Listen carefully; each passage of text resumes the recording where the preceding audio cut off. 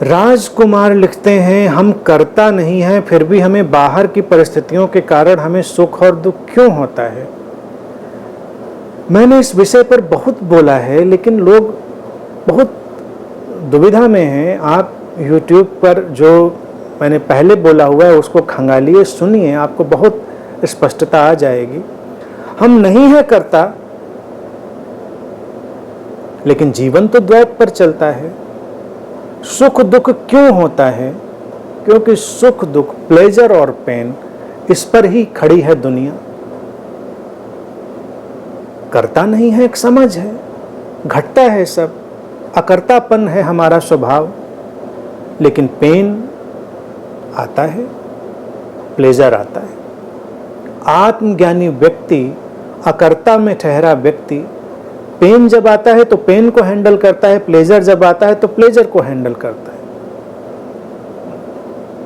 ना पेन में यानी कि दुख में विचलित होता है, ना सुख में वो अतिरेक में चला जाता है, प्लेजर में वो अतिरेक में चला जाता है। सम्यक है, सम है, संतुलित है। आते हैं सुख दुख, ये जीवन का ढंग है। क्यों आते हैं? तो क्या होगा? अकर्ता अगर हम समझ लेंगे तो क्या होगा जीवन में, कभी सोच कर देखें क्या होगा। सुख दुख आना बंद हो जाएंगे, प्लेजर और पेन आना बंद हो जाएगा, अंधेरा और उजाला बंद हो जाएगा? ऐसा नहीं होता। उनसे जो व्यक्तिगत तादात्म्य है वो टूट जाता है। अकर्ता को जिसने समझा, अपने कर्तापन से जो बाहर हुआ, तो जो व्यक्तिगत तादात्म्य का, पर्सनल आइडेंटिफिकेशन का जो दंश था, जो पीड़ा थी, अतिरिक्त पीड़ा थी, उससे वो मुक्त हो गया। बाकी सब वैसे ही चलता है, बाकी किसी चीज में कोई अंतर नहीं पड़ता, बाकी सब अपनी जगह पर उसी द्वैत में चलेगा। भूख लगेगी, प्यास लगेगी, तुम थकोगे, विश्राम करोगे, तुम सारे द्वैत में जाओगे। और सुख दुख भी द्वैत है, ये प्लेजर और पेन भी द्वैत है, वो आएगा।